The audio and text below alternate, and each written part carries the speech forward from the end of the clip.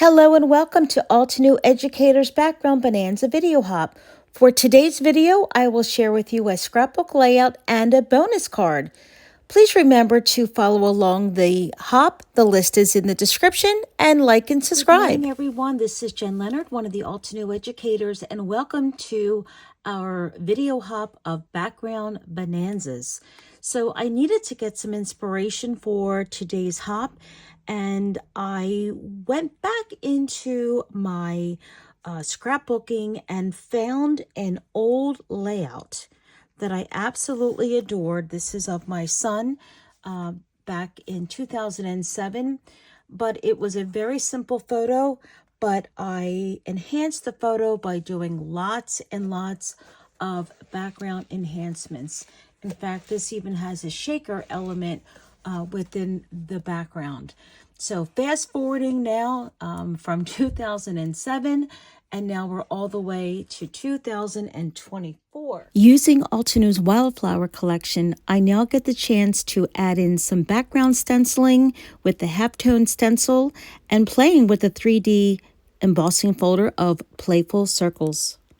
The Wildflower collection was the perfect choice of papers to use for this layout because it really pulled out all of the greens and neutrals that are within my photo. Now, as you can see around the perimeter, I have lots and lots of circles that are already pre-cut. Now, I'm sure most of us have lots of circles in our stash, but if not, you can certainly have punches, you can do a Cricut machine, or even if circles are not in your collection, you can use hexagons. The point I want to tell you is this background for the video hop of Background Bonanza is all about different shapes and different elements that you can use to pop out your photo and go all around your layout. When you are preparing your background, have a variety of sizes, big and small circles, and even some outline circles.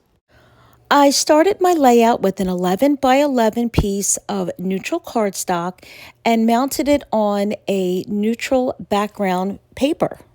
In keeping with the softness of our layout, I chose to use Altenew's limestone ink to create all of my stenciling around the photo. Now it's time to plan out where we would like to put our stenciling using the limestone ink. So I'm just making very light pencil marks around the photo as I plan out where I want the stenciling to peek out from under the photo. So as you can see, I'm just doing some light blending all around the page.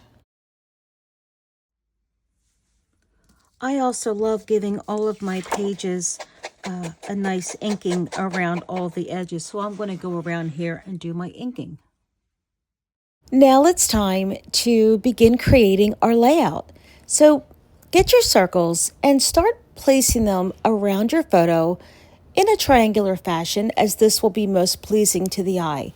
Now you can create groupings of 3s and 5s. Odd numbers seem to be the best. In addition to your visual triangle, you also want to balance your elements by having the same on each side. So you can see I have 2 floral circles. I have 2 black half circles. And by having one of each on each side of your triangular focal point, you can't go wrong. To add some extra interest, I'm taking the Dotted Scales debossing cover die along with the playful circles, and I'm going to run some of my circles through the folders to make each circle have a little extra interest in the background. I'm really happy how these turned out. We have all of this dimension. Just adding a little bit of texture to your circles really does make a difference. So if you know me, you know I have to pretty much ink every element on a page. It really does make a difference with the depth of your element. So as I'm going around and adhering all of these circles, I have to say that it did take me a while to kind of figure out where I wanted every circle to go. I honestly probably second-guessed myself way too much. This is not supposed to be very difficult. You want to make your background even more interesting? Well, take some Altenew double-sided foam tape and pop up some of those cute little circles. Every time you do one little change on your layout, it will make just that much of a difference that you will see your background coming to life. Our layout is almost finished, and all that's left is to add a little bit of ephemera from the Wildflower collection. And this is this is my favorite part of the layout process, because you get to play around with the little, I call them the eye candy, or the little fun pieces that you put on to kind of just add that little extra oomph to the page. So remember when I said you need to have balanced color? What's done on one side needs to be done on the other. Well, I noticed that my upper half of the layout didn't have enough pinks in it. So I wanted to play off that butterfly. So I quickly got one of my circle pieces. And since nothing was really adhered down really hard yet, I was able to cut down that circle piece and add it to the layout. And I'm so happy that I caught that with my eye. Now it's time for the title. And Altenew has such amazing sentiment pieces that actually I had a hard time choosing what to put on here. But I wanted to just be very simple and say, love you. So I die cut it out a couple of times and glue them all together for a little bit of depth. As I'm putting the finishing touches on the scrapbook layout, I wanted to also make a card for you showing this exact same technique. So here we go. For the card makers out there, you can certainly still use the same theory in a card. So I still have all of my circles that I had from the scrapbook layout, and then I arranged them in an odd number, so I have 5. And instead of doing the previous stencil, this time I took out color blobs because I loved these tiny little accented dots, and they can be done just doing like a little bit of peeking out. So I'm just changing the technique from the scrapbooking and adapting it to my card. So I'm going to go get these ready for some stenciling. So just like in the scrapbooking, this time I am taking the Altenew satin mask tape, which will keep everything in line for me. And I know that I'm going to put a little bit of stenciling back here to peek out, little bit some here and here, and what did I do? Here, and then I'm going to put it like offset there. All right, so let me pull this to the side, get out my stenciling, and I'm going to get ready for stenciling. Switching up the colors this time, I thought let me do a little bit brighter, and I'm going to do some puffy heart,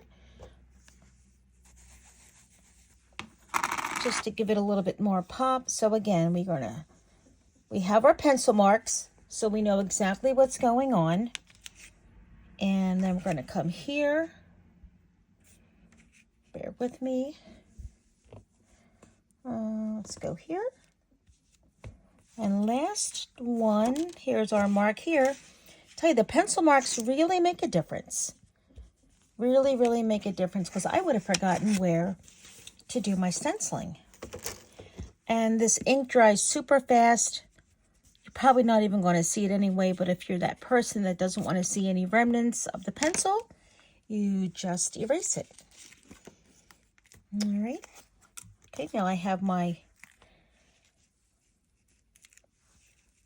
there we go. Isn't that nice? Just everything's peeking out. So I'm going to go arrange this off camera. All right. Making my finishing touches, I decided to pop these two on. So this will go about here, and that will go right about there. So we still have our dimensional little popping here on the side. Once I adhered my sentiment of thank you or thanks, I went around and inked the edges. So here we are, all finished, easy peasy card. You could always add some doodling on the side to frame the card, but this is a super easy card, and I hope you enjoyed. Bye-bye.